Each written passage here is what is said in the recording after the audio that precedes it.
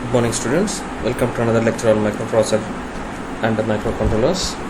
So today we are going to discuss about the interfacing devices of 8086, how it is going to be interfaced, and how the memory is going to map. We have two types of mapping, that is IO mapped IO and memory mapped IO. How these two are going to interface with 8086. See here, and what is the as I have already in the previous session we have told that interfacing is nothing but connecting the microprocessor with other devices to transfer the data, and data transferred through programmed IO is a data transfer in which timing difference between microprocessor and IO devices are synchronized. Both should be in a synchronized manner by using some delay loops. Even though we are using some delay loops here, we are not unable to transmit the message in some, and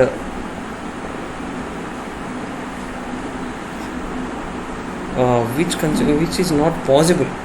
That means sometimes it may be a differ, so which consumes much time, so much time for synchronization, which leads to a delay in the program, and sometimes delay in the program in sense it leads to some disasters also.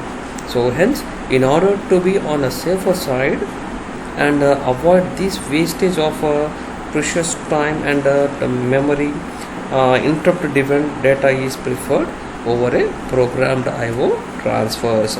And see here, this is the hardware circuit based on a daisy chain approach, and it's a complete hardware kit to handle the interrupt based priority as a fundamental designing. Okay, so among all these interrupts, see here we have a highest priority interrupt, and here we have a lowest priority interrupts. Among all these interrupts, the first preference goes to the source, that is most important, which is most important, so important, and then next one goes to the next important one. Okay, thus the nature of the source decides its priority, and with the most important interrupt source taking the highest priority, and thus the first one is physical connection. Okay, coming to the next one, a high level, that means a highest priority interrupt source can be disabled on the subsequent lower priority. So that means whenever we are dealing with this highest priority signals, then all the subsequent lowest priority signals will be disabled. That means in order to perform this highest priority interrupt, all the connections to this lowest priority signals will be disabled, and in the disabled mode, the address buffer of a lowest interrupt sources in the tri-state mode until the INACT out. Okay, in this signal is available to it. Unless and until this signal is available, so it will be in a tri-state. That means, we have in the previous session we have discussed about the tri-state. It means it will be entering into a T2 cycle, and the disabled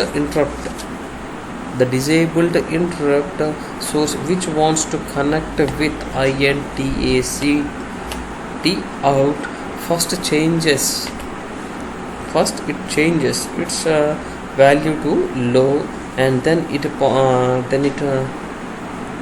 puts its 8-bit identifiers on a tri-state bus, that is it is connected to port 1. Okay, then it will connected to port 1 using a lookup table, and the interrupt routines takes the address of interrupts subroutine and places it into the stack. Once the stack requires the address of interrupt subroutine RET1, here RET1, okay, return 1 is executed, and this restores the connection between the interrupt service and INTA. Not what it means the highest priority interrupt signals will be performed first, and then during this performing or during this operation, the remaining lowest priority signals will be in off place, or it will enter into a try state whenever we need to obtain the data. That means this pin will be in a low state, and it allows its 8 bits to the port 1.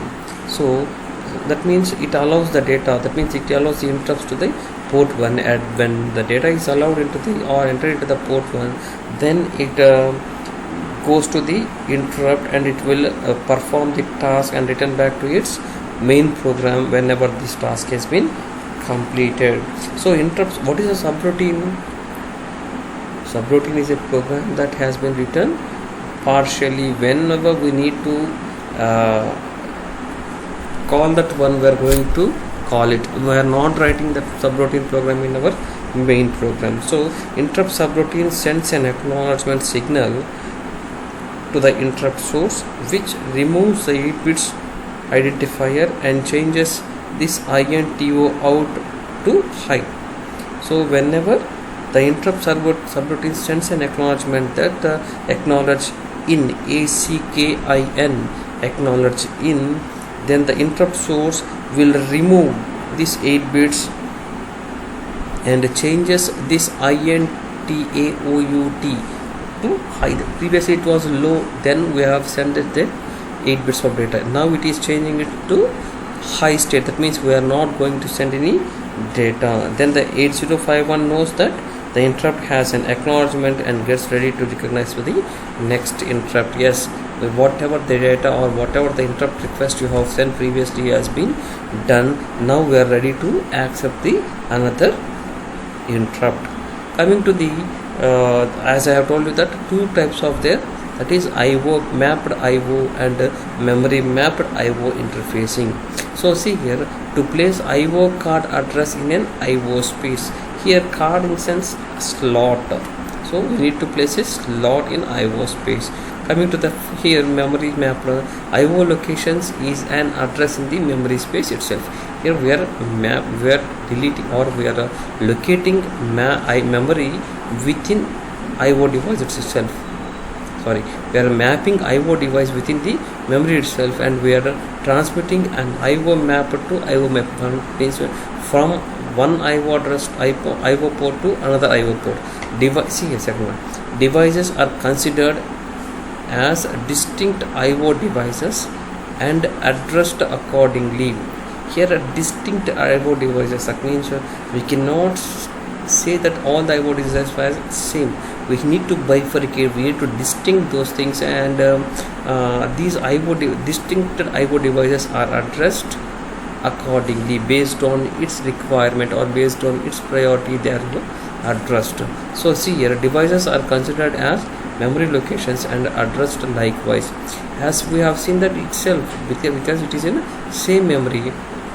That means devices are considered as memory locations and addressed likewise. So where should we send the data? That means as we have bifurcated the memory itself within the processor, it will be in a addressed likewise. So all the address lines of the microprocessor may not be used for interfacing the devices and for address decoding. All the address lines cannot be interfaced, because suppose if you have a 16-bit address line, then if you need to send only 8-bit, so it's the remaining 8 bits are mean not addressed, used or not used. Here all the address lines of microprocessor are used for address decoding. See here within the memory means we need to see here we are using a limited access. Whatever the memory is required we are using here, and we are dealing with several different IOs. That's why sometimes we need to, or we are not using some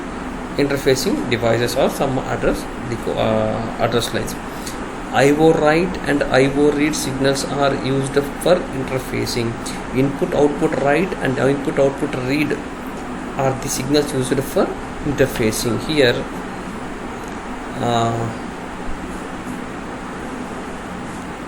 receive data and transmit data signals are used for interfacing in memory mapped IO. Here read, write, receive, transmit. Okay, coming to the next one, final one. No complex process of decoding hardware is required since all the address lines of the memory are not used. See here we, in if it is within that one, it will be somewhat complex. So here we are not using the same memory, so we are using different IOs in order to transmit the data to different IOs. So nothing complex hardware is required here, so no complex hardware process is required here, as each and every IO device is independent. That means it is not required to it is not an hard task to communicate with each other. Here it is a complex process. That means we need to communicate to each one and all. Whenever if you send one data in another module, then it won't be received. So it is a somewhat complex process of decoding hardware, since all the address lines of the microprocessor are used for decoding. Okay, and coming to the interfacing of output devices, what type of output devices we have? For example, printers and the LED devices, and CRT terminals, CRT, and 7-segment displays, LEDs. So these are all called interfacing devices.